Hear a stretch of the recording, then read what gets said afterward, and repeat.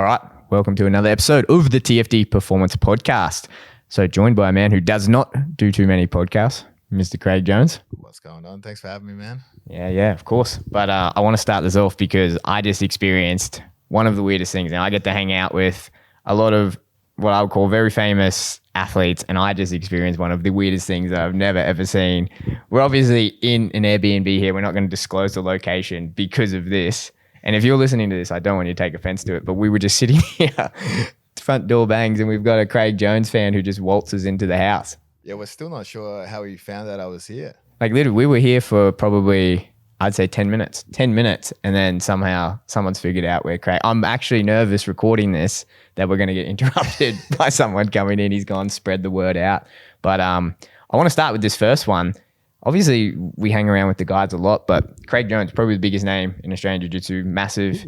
What's it like? What's it like being that person? Because when I talk to a lot of these guys, you know, you talk about Volk and Israel and them, they're just themselves, you know, they've always been that person and then they just become famous. What was that like for you? That point when you were like, oh shit, I'm Craig Jones. Well, I mean, obviously I'm not as famous as the MMA guys and stuff, right? But I think I have like a really weird fan base, mainly from probably the Instagram jokes and stuff. But I don't take it too seriously because I know it's going to fade away. You know, I feel like, especially when I compete and stuff, when people give you crazy amounts of compliments, I try to ignore that. So when they do say horrible things about me on the internet, I can sort of put that out of my mind as well.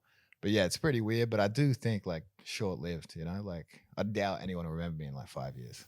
Yeah, I don't know how true that is. But was there like a point? Was there a point like, obviously when you're coming up and you're like obviously overseas and you're training with DDS and all of them, was there like a point when it was like, oh man, like I'm getting a lot of attention, a lot of people are like just saying my name, or I'm walking down the street and they're like, hey, Craig Jones, or what was that point when that started happening? Well, actually it was ADCC 2017. And I faced Leandro Lo. Like I had a crazy performance, like I think I was a plus 5,000 underdog. And after that, a lot of the jiu-jitsu Instagram pages just started making stupid memes about me, like Chuck Norris level memes and stuff. And they went viral. So I think that helped me a ton. And then straight after that, I had a match with Gordon at EBI.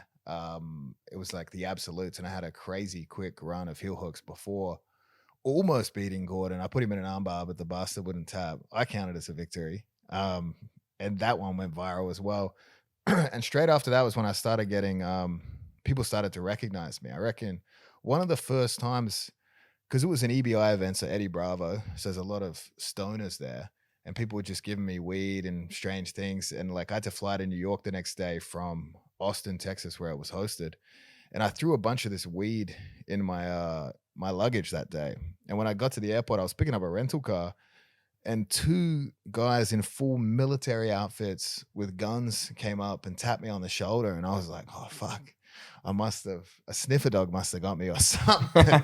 But they just recognized me from the night before. And I remember being like, that's so strange. You know? Yeah, that is weird. Hey, and you've done some big things too. Like we were talking about before, like going on Joe Rogan. Like that's not a normal thing that most people do. Like what was that experience like going on there? Well, that was crazy because I started listening to it when I was really young, like still living in my parents' house. I started listening to Rogan mainly because of his sort of jiu-jitsu connection with Eddie Bravo and stuff. But for me, I would have been super nervous to go on Rogan. But luckily, Volks was in town and we were training together, and I went with him to the studio, right? And I didn't even think I was going on. And last second, Rogan was like, oh, you want to come on as well? So it was super relaxed because it was like, I feel like a lot of people going on Rogan being like, fuck, don't say something stupid. Millions of people are going to hear this. But luckily for me, it was sort of like a last second thing. Because Rogan's like quite a fan of yours, right? Like he's really into your jiu-jitsu. He talks about it quite a lot. Yeah, because of the Eddie Bravo connection, I feel like he disproportionately knew a lot of people that were on EBI. And then he became closer to us during COVID, because during COVID, Flow Grappling would host these Who's Number One events, and they would host it at the JW Marriott in Austin. And that's the same hotel where, I don't know if I should say this, where Rogan puts his guests up, right? But Rogan would come to those events and he'd like come in late and he'd watch sort of the co-main and main event and stuff like that. So that's where I first started to meet him, obviously introduce myself. And how did it connect with Volk? Because obviously you're in the corner with Volk for all of his fights now and like big part of his team, and you did Ultimate Fighter. Did you guys connect at Ultimate Fighter? Do you guys have history before that, or how did that come to be? He came down to Absolute MMA when I was still living in Melbourne, and we trained a few times down there. But where the connection started was I got this random message from him when I was living in Puerto Rico, and it was about the Ultimate Fighter, and he was like asking me to come on because I think Brad Riddell backed out at the last second. And I just was like, oh, I can get out of Puerto Rico for 5 weeks. Sign me up. And then obviously we trained together throughout that. Started preparing for the Ortega match during the filming of the show and stuff. I went in the corner for the Ortega match. I was definitely needed for the Ortega match. I think I was just carrying the bucket for the next two matches.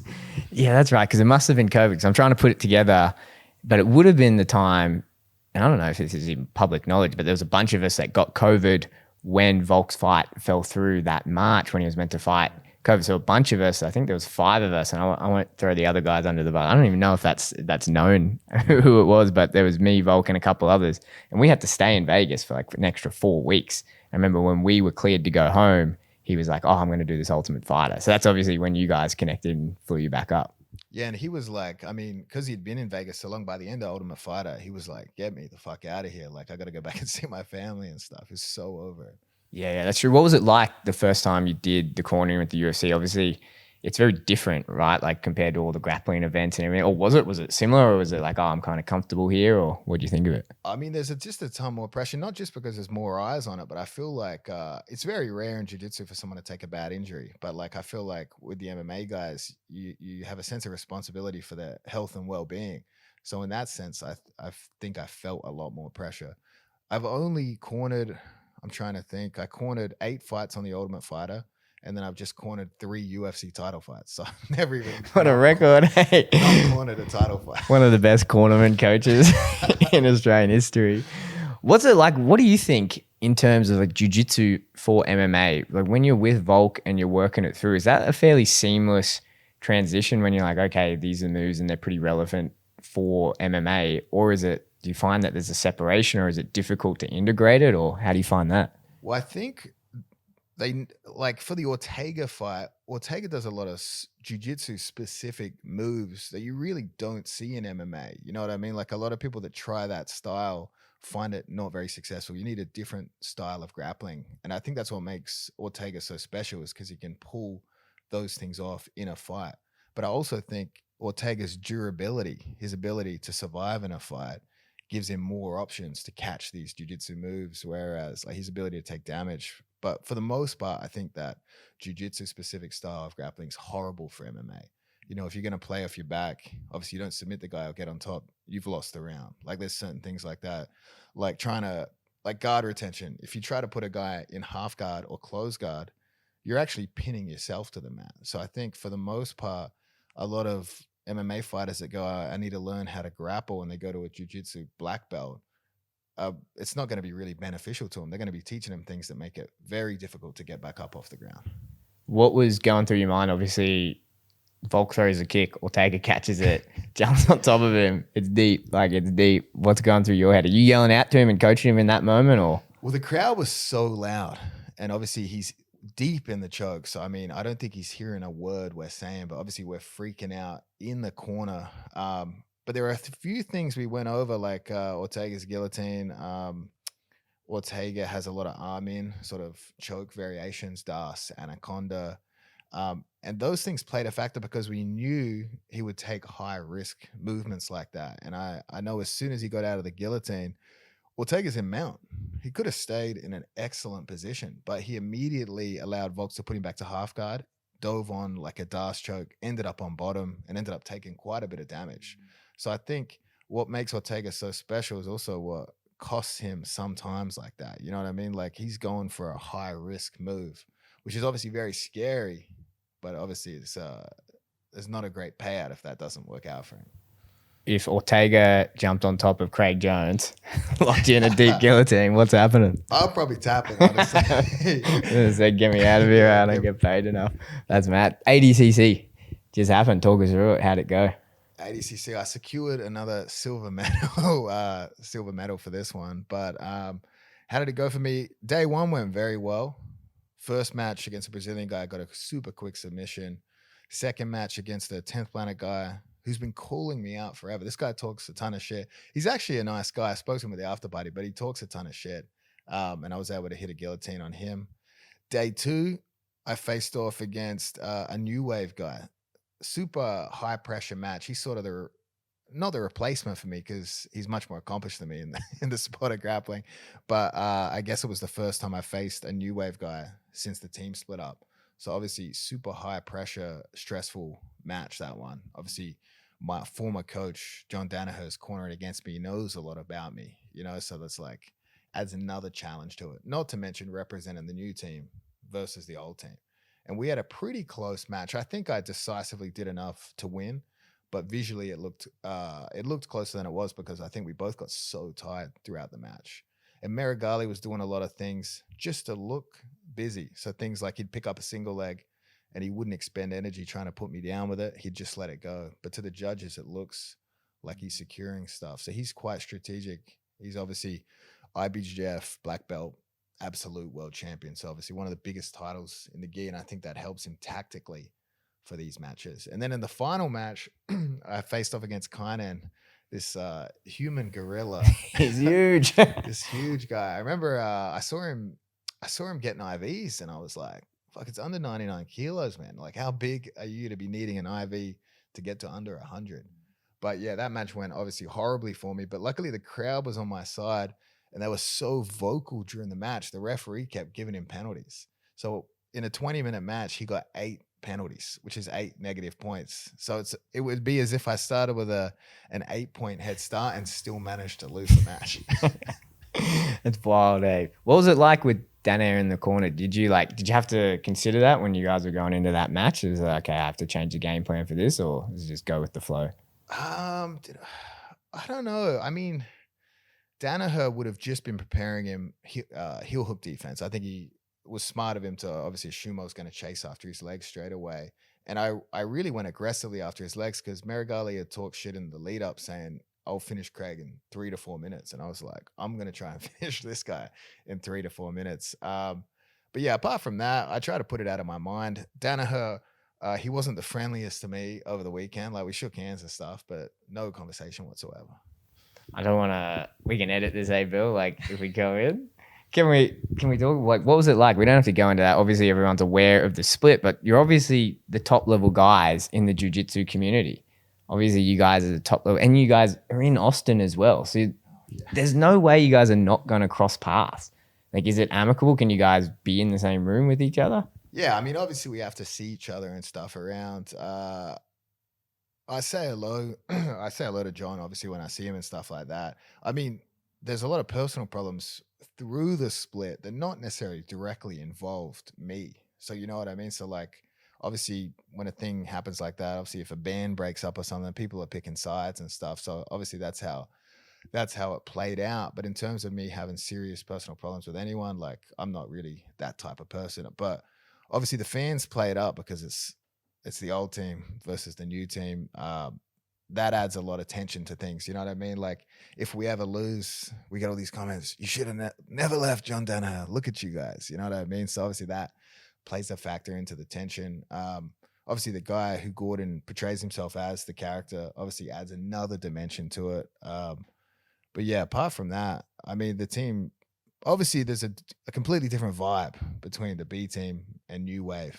You know what I mean? So like, I think that says a lot about why there are 2 teams today. I was going to say, is it played up a lot? Because I know, like, I'm involved with the guys, and at the end of the day, with the UFC, it's ticket sales, right? So you have to create a story and you have to create a drama. And it's the same for you guys. The more people that tune in, the more people that buy merch and everything else. Like, is it played up a bit? Like, Well, I don't think it's played up because we don't really talk about it. Neither side talks about it. There was an incident previously when Nicky Rod said some things that could have been perceived. I mean, he said some negative things about maybe John and Gordon, and that really fired up the split a bit at that time. But for the most part, we keep everything pretty private. So obviously, like, if we're keeping it close to our chest and not using it for media attention or to hype up potential matches, obviously there's going to be some real things that happen there. And I would say a lot of people ask me about it all the time, and I would just say like it's probably not my story to tell, if that makes sense. You know, like it doesn't directly involve me as much as others. So in that sense, like I can't really talk about it. It Yeah. might come out one day though. You know, I might write a book about it, make some money one day because people are very interested. Yeah, I mean, at the end of the day, you're all professionals too. Like you see it in every sport. There's always like drama, and there's like, yeah, like you said, you could write so many books. Like I know with the athletes, there's always things going on. You could always do. It's like the public usually play it up so much more than what it actually is. But we're talking about ADCC. I find it crazy because obviously I'm so heavily involved with UFC, and everywhere you go, there's like state athletic commissions. Like you've got to jump through so many hoops. You got to do through and they're so strict. USADA is knocking on the door every other minute. Jiu Jitsu, and in particular ADCC, me looking at it as like the scientist nerdy dude being like, oh, we do these weight cuts to do it right, is crazy. It's the wild, wild west. What's it like when you get in there? Like you were saying, some of the things you were saying before, guys with oxygen masks, it sounds bonkers. Oh, it's chaos. I mean, any sport where there's guys over 40-year-old looking absolutely shredded and performing, obviously you're gonna wonder what's happening there. But like something that was crazy for me is like I won't name names, but guys were coming off the mats going straight on oxygen tanks and stuff like that. I'm like, what's going on here? Obviously, Mo Jassim, who runs ADCC, provided IVs for all the athletes and stuff. Again, something you wouldn't see in MMA because it's going to dilute drug tests, but obviously no drug tests whatsoever for ADCC. And like that's why I think it's like the Wild West, and also why I think it has this unique appeal because it's kind of like a lawless sort of thing, almost like Pride was back in Japan and stuff. You see these guys looking like bodybuilders and stuff. It's wild.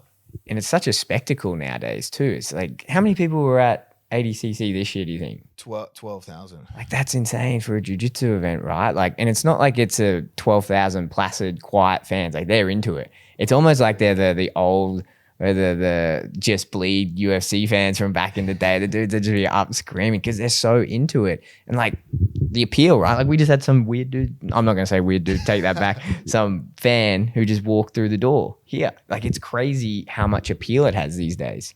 Yeah, that's what's really interesting is like I would say the fan base is huge. The fan base for the sport is huge, but in terms of actual athletes that have real fans, there's only a select few because like some of the athletes would go out into the crowd and obviously no one would recognize them, and then others are obviously getting just mobbed by fans. So I think that's crazy in and of itself, is that like there's so many fans there, but they really only know a few of these actual competitors. Why do you think that is? Because obviously you've done very successful, and you're, again, it's like at the top level, you are playing a character to an extent because like it's your job, right? And that's how you make money in the world. Like, why is it that the jiu-jitsu guys just don't buy into it? Yeah, I think some of the guys spent so much time training that they have no social skills, no ability to talk at all. They do interviews, they say the exact same thing as everyone else, which happens in MMA too. Sometimes MMA guys take it the other way, and it's almost so cringe that they still don't really resonate with any of the fans. I just saw a unique opportunity because the sport was full of fake humility, guys that sort of, yeah, just say the same things over and over again. I saw a unique opportunity to take it in the other direction. You know what I mean? To sort of make a joke of what it is, because it is kind of silly. It's just a bunch of dudes wrestling each other that are talking about how jiu-jitsu saved their lives. You know what I mean? So I saw it as an opportunity to just head in the other direction, make a complete mockery of it. And across cultural barriers, some of the Brazilians don't really find that funny whatsoever. They really don't like those jokes. Yeah. Yeah, that is so true. And I think in terms of jiu-jitsu, we were talking about this earlier, when we compare it to MMA, like with what I do, the sports science side of it, it's funny because jiu-jitsu's been around for a long time, but they're so far behind with so many things. And we're talking about just before, guys coming off, getting oxygen chambers, like IVs everywhere. ADCC for me, especially since we've been working together and I'm looking at it so much more and dealing with so much athletes, it's wild how far behind the times jiu-jitsu are. Like, why is that? Why is that? And I almost feel that they're resistant to the idea of, hey, you know what? Whereas in MMA, the guys almost open to it. They're like, okay, yeah, if my diet will work and make me better, and if I lift these weights and do this, I'll be able to kick harder. And, you know, if I run on this treadmill at this speed for this amount of time, my gas tank will be better. I find with the jiu-jitsu guys, they're not that into all that. Yeah, jiu-jitsu guys are resistant to a ton of things. I think first and foremost, it comes from Brazil, where they have an attitude of just train harder, just push through anything. You know what I mean? Another reason is a lot of the guys are so broke they can't hire any professional help whatsoever. Other factors, I think you get a lot of these guys in jiu-jitsu gyms. A coach thinks he's like an expert in all things. You know what I mean? Like there'll be lawyers, doctors in his class, but he's sort of like he thinks he's the gatekeeper of knowledge to everything. So he'll like tell these guys bad things about strength conditioning, nutrition, obviously weight cutting as well. I think that's a huge factor. And as well, guys that do jujitsu started off doing jujitsu. They never did any other sports, whereas MMA has like wrestlers, even guys from the NFL and stuff, sports with sports science. They trust those sports scientists' sort of knowledge base, but jujitsu guys just have no access to that. You know what I mean? They're not coming from those sports where they have educated people to listen to. Do you feel it now that we've gone through, like, and we went through and we did that diet and everything, and do you feel like there's a difference? Because when I talk to jiu-jitsu guys and we do work with them, I almost think that's a massive advantage, right? Like, because like you said, so many of them don't do it. And in MMA, it's almost seems that everyone's doing it, where the advantage you're going to get over the next guy, because you know that they're ticking all the boxes. So it's like, man, you got to do it just so you can work hard in the gym and get better than that guy. Whereas for the BJJ guys and other combat sports who aren't as in tune with it, I almost say to them, like, man, like you can get a leg up on them by just doing this. And all you have to do is lift weights a few times, eat the right meals, and then run on the treadmill a couple of times. Oh, for sure. I mean, even basic things like hydration, you know, like getting the right hydration if you're going to be training multiple times a day, like getting the electrolytes in, that alone is huge, let alone the benefits of like the protein timing and stuff we did. And like, again, jiu-jitsu guys aren't like wrestlers or MMA guys. I would say objectively, those guys are not lazy. But there's a lot of lazy jiu-jitsu guys. Like I've been guilty of it at times where I'll just be like, I just can't be fucked eating, you know? I'll just go to the gym, push through. But either I end up training light to avoid pushing myself too hard, or I try to push myself too hard and as a result end up sick, staph, or just training terribly. Run down. What was it like at ADCC this year, especially around the weight cutting?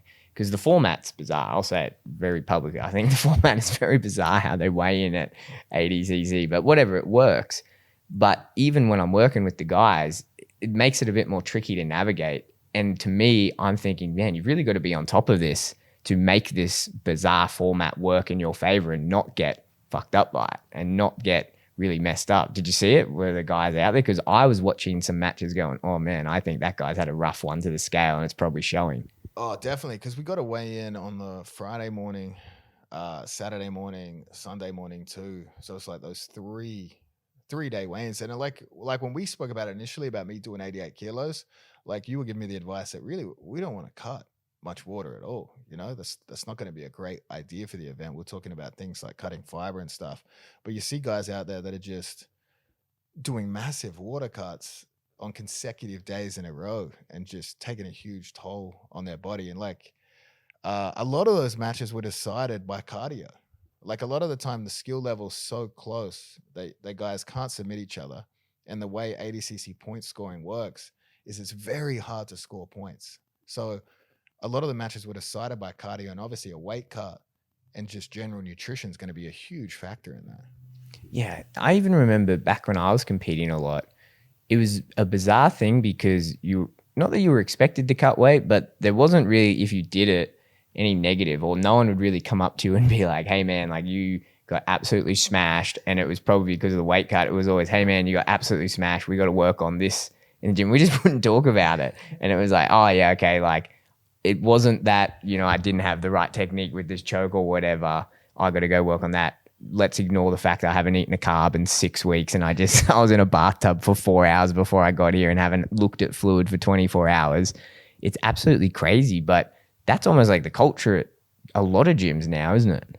Oh, for sure. Like guys will just be doing bizarre things, like you ask them, where did you learn to do this? And they'll name like another jiu-jitsu guy. And you're like, well, that's not just because he's good at jiu-jitsu doesn't mean he's qualified to help you in these areas. And even jiu-jitsu guys in terms of cardio, they don't want to do extra cardio. It's like they think jiu-jitsu is so unique in that sense that they refuse to do anything outside. And I think you saw a lot of the guys that did extra cardio and took more professional steps actually perform much better at ADCC.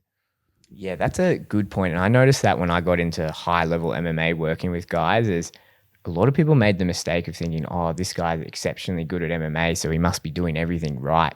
And I definitely fell for that trap when I started jiu-jitsu, like the senior guys at the gym, and I did terrible weight cuts or like terrible training in general, or like just everything, many other things I did terrible off the advice and the influence of these senior guys. But it's absolutely true, right? Like you look at him and you go, oh man, this guy's a black belt at the gym and he just told me not to drink water for 48 hours. I'm probably not going to drink water for 48 hours.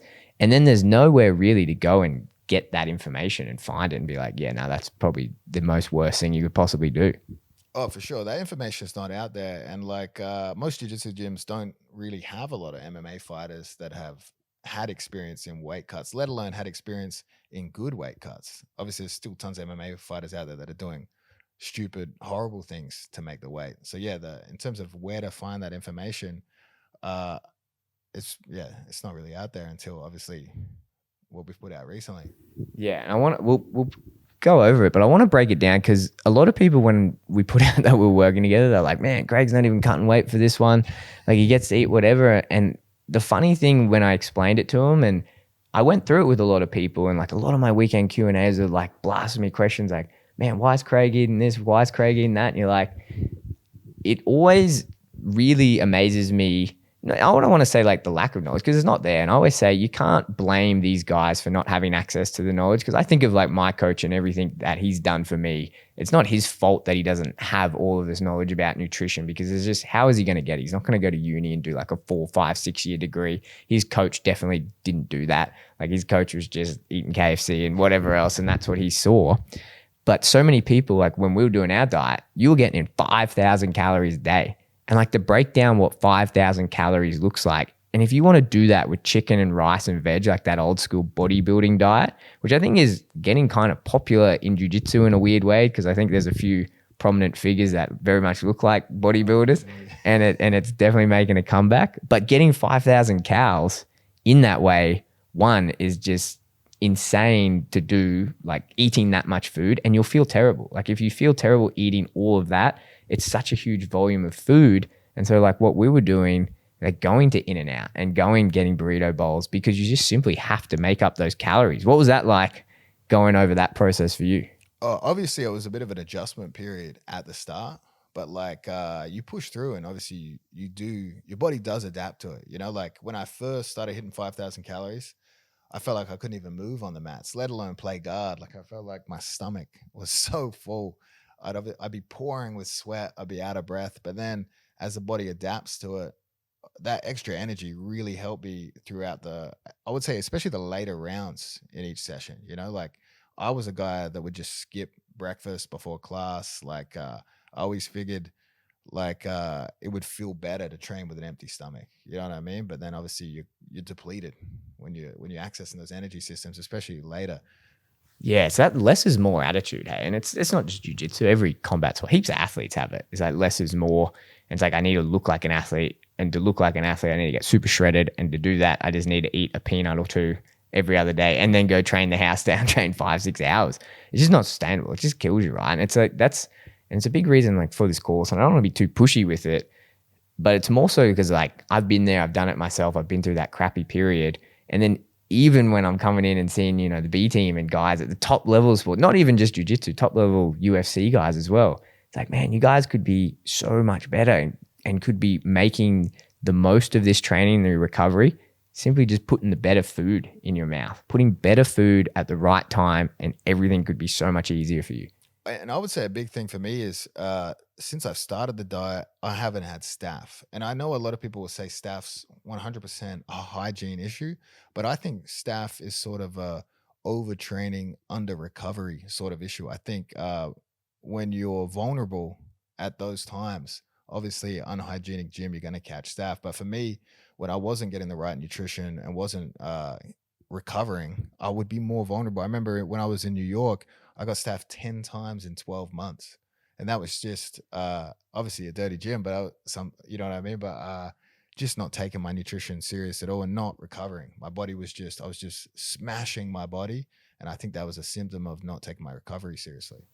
Yeah, absolutely. It's just being run down, immunocompromised, right? You see it all the time in all athletes back end of fight camp. Like, how many times have you been 2-3 weeks out from a comp and you catch a flu, you just can't kick it, or like you get an infection and just like, even everything.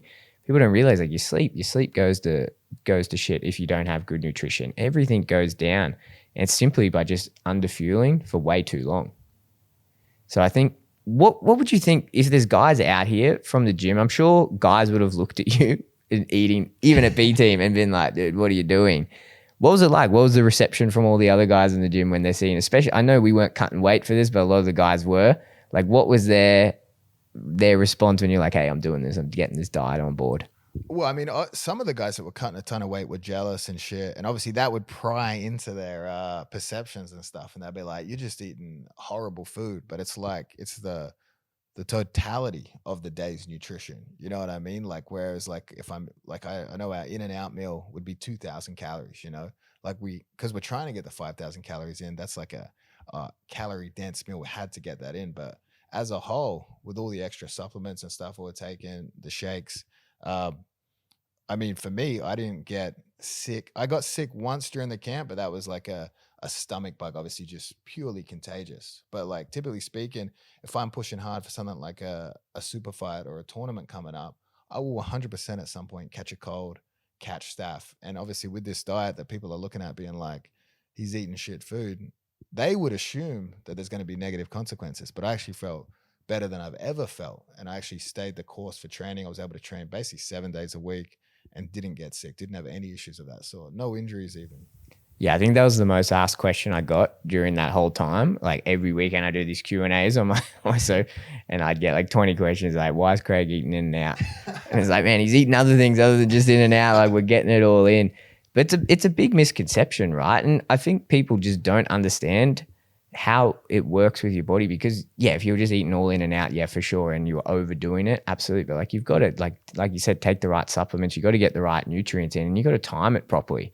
It's not just as simple as, okay, like I just trained for 5-6 hours and now I'm going to boot to in and out after, and that's it. And that's going to be my only meal for the day. I would obviously play it up a little bit too to stir people up a bit and stuff, But like, obviously we got the DEXA scan done, and what was it? It was 12 pounds of lean mass, 4 pounds of fat gained. So it's obviously those calorie dense things I'm eating, I'm burning that away. You know what I mean? So I'm doing enough exercise to burn that off, as opposed to like, if you just eat in and out every day and don't do anything, that's probably going to look different over the course of 3 months. What do you think moving forward? Like, are you planning on cutting weight? Are you planning on maintaining? Like, how did you feel at this weight when you were competing there? Like, was it good with your body? I felt good, but I just ultimately felt like I didn't necessarily belong in that weight division. You know what I mean? So I saw it like I could do it, but I think I would have to. Obviously, we were running on finite time because Isaac won Asian trials, and that only left me really like just over 2 months. And obviously, I gained that weight, gained it very quick, and I did feel good at that weight. But when you're dealing with guys like Kainan and Merigali who are cutting down, I wasn't cutting any weight. So obviously, I think the heaviest I got was 220. I got the stomach bug, fell back a bit. I think I weighed in 97 kilos for ADCC. And obviously I'm dealing with guys that are taking IVs to get under 99 kilos. So I think personally, I'll probably move back to 88 for the next one. What's your thoughts about obviously going through that? Like, since going through this process, like, what is 88? Because I remember the first time we spoke and we were talking about getting to 88, even I was like, oh man, this might be a bit of not because you can't do it. It's like, you can make the weight, but it's like, should you make the weight? And I think it's hard when you're just taking someone and they've never gone through, hey, these are the principles of the diet you need to go through, and this is how you actually get this weight off your body. You got to hit these amount of calories. And then when we get to that few days coming in, hey, we don't actually want to cut water weight and we want to manipulate all that. And I definitely feel now that we've done it, and you've done it staying at 99 kgs, getting down to 88 will be a piece of pie, because you know the process, right? You know all the principles. Oh, for sure. And I mean, seeing some of the guys like that cut a lot of corners at ADCC, and you saw how it affected their performance, obviously that encourages you to stick to the plan much more, because the consequences on, I guess, your health and mental well-being around around a tournament like that, it's going to play a huge factor. But for me, that last ADCC, I caught EKC, which is viral pink eye, which is absolutely horrible. It broke out in the jiu-jitsu sport at the time, permanently blinded the vision in one of my eyes. Like I used to have perfect 20/20, and that one's just it's still pretty good, but obviously I got some scarring in there or something. But like what made the weight cut extra bad for the last one was I was cutting water and I had to be in the hot sauna with this horrible pink eye. My eye was just burning the whole time. And I was just like, what the fuck am I doing? This sport's disgusting. It is bad, eh? Speaking of those bad weight cuts, you've told us before in the past. What are some of the worst ones you've done making weight? Because you've already done it and you've had like pretty accomplished career and you would have seen some crazy, crazy stuff as well. Yeah, usually the bad ones would be like I get injured or I get sick and my weight ends up being too high. Like for that ADCC in particular, because I caught the viral pink eye, I couldn't train because it's so contagious. It's so contagious that I believe if I were to touch my eye and touch a surface, it can survive on that surface for like a month at a time. So obviously I wasn't willing to ask a training partner that didn't have it and be like, hey man, can you help me prepare? Like I'm gonna mess up their eye. So that one I couldn't train maybe a week before. So obviously that made the weight cut much, much worse. But in terms of just stupid things I've done, I would say just cutting water before an IBJJF one. And an IBJJF one is they call your name, you weigh in, you compete. So there's no rehydration whatsoever.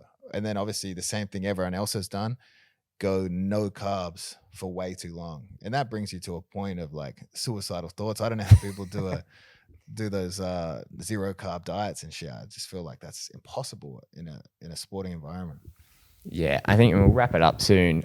What are the biggest things? And the reason I want to get it out there, like I don't want to feel like we're doing like too pushy with this stuff. I just think coming from a jiu-jitsu background too, especially moving into MMA, it blows my mind just how much easier everyone's life could be and they don't even need to go like hire a professional, hey, to do it. Like just how much easier everyone's life would be if they just did some pretty basic things, like get the right amount of calories in, if they knew how important carbs are for the sport of jiu-jitsu and they knew how many carbs to get in, like you said, the protein pacing and then rehydration. Like things like that could just make your life so much easier.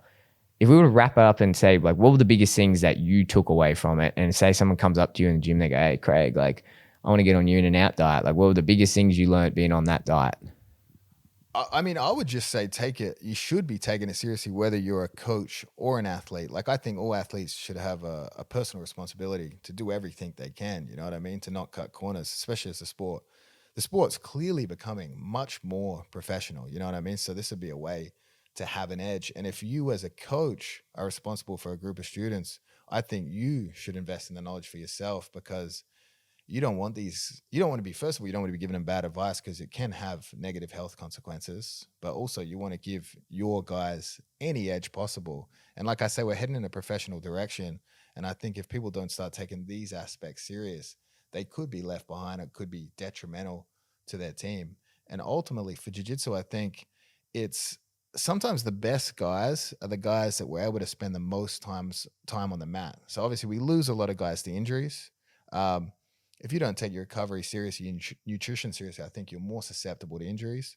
Not to mention, like I said, I used to get sick a lot during training camps and I used to get staph a lot. And obviously that's time off the mats. And I really do think taking your nutrition serious. And I saw that effect because I didn't get sick leading up to this camp. So I was able to maximize my time on the mats. And when you look at an ADCC match, that's neck and neck, it's down to the wire, and it's maybe who's got that last final push. And I really felt that in my match with Merigali. We had a crazy scrap for the first 4 minutes. My pacing was off because it was obviously a little personal with the shit talk, former teammate. So my pacing was off. I went crazy.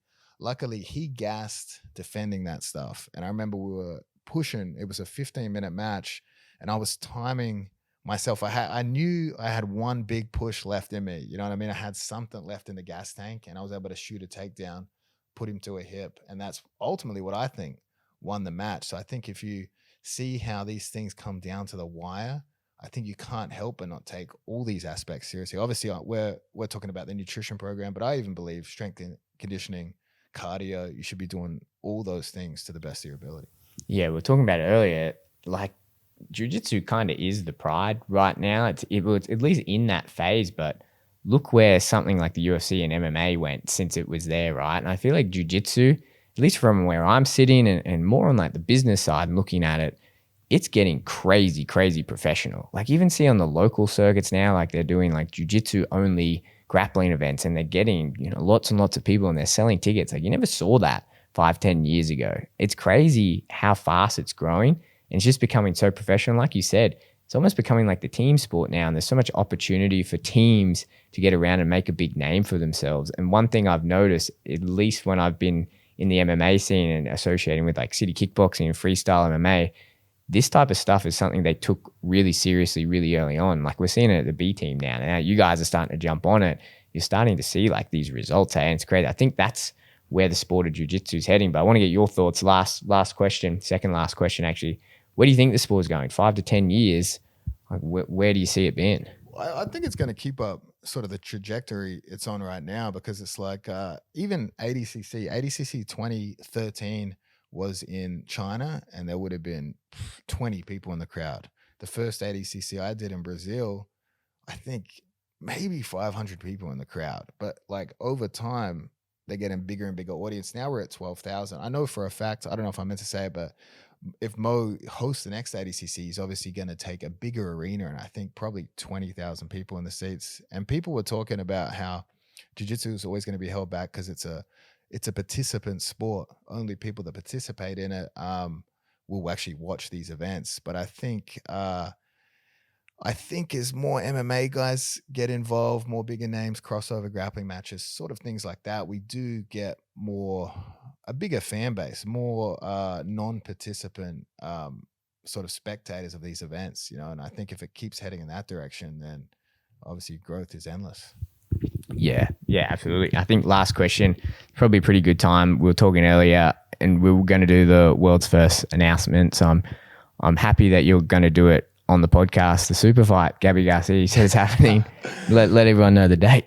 Oh yeah, I know. She keeps losing though. She keeps losing. She's really let us down. She obviously lost to ADCC. I don't know if we're having a big super fight, but the fans want it. Eventually, I'm just going to show up at her gym, and I'll fight her at her gym. Yeah, and I think when she beats you, we're going to be having a performance nutrition with Gabby Garcia. I wonder what her nutrition looks like. Yeah, probably a bit different.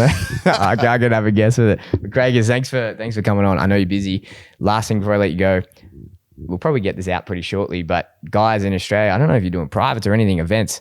Like, obviously, we just had someone run through our front door to come see you when they drove past. People want to see. Is there places they can catch you over the next few days, or are you doing anything? Out now. Hey, it is true. 3 in Brisbane sold out. I've got 1 in Melbourne sold out, 1 in Adelaide sold out. So it's just gone crazy. This is the last thing I want to quickly mention on this podcast. I didn't realize when I dropped over to see you in Texas, there were dudes in the airport, and I was absolutely convinced they were Aussies. I knew it for sure, but they had like jiu-jitsu gear, and I was like, they're definitely coming to see you. Guys just drop in all the time, right? That's the thing, and like, you guys are all cool with that? Because I've had people ask me, be like, oh, can I just drop into B team and go see him, or is there like this weird thing? Oh, for sure, yeah. We welcome all the tourists, like B team, to become a member, you sort of have to be invited, but anyone can drop in. So we sort of, we keep the team itself pretty small, but anyone can drop in. And it's actually funny, a ton of Aussies are coming in, and a ton of people from immigration don't believe their stories. So I keep getting calls from immigration. They're like, hey, we've got such and such here for 3 months to train with you. Like, they just don't believe it. Like, people at border security and stuff would be like, that doesn't make sense. Yeah, it's crazy. What were you saying that one time when you used to go through and they'd pull you up? They'd be like, what do you do for a job? Oh, yeah. I'd come through and they'd be like, what are you here for? Jiu-jitsu? I'd be like, are you making money off it? I'd be like, I wish. They'd be like, come on through. Get in there, Tiger. Have a crack. Welcome to the land of dreams. All right, Craig, that's good. So I think we'll wrap that up there. But we have dropped that new course if you guys are watching, Performance Nutrition for BJJ. Pretty much, we just go over everything that we just spoke about, way more depth. We talk about the principles that Craig used. Again, I know we're pushing it, but I've just seen this in MMA. I've seen it in other sports. I've seen how just making these small changes make such a big difference when it comes to your competition and when you're getting out there and actually jumping on the mat. And I think if Craig Jones can do it and he can pull it off, then anyone can do it. So if you're going to go on that, we'll put a link up and we'll put a little discount code up. But Craig, thanks for taking the time. Thank you.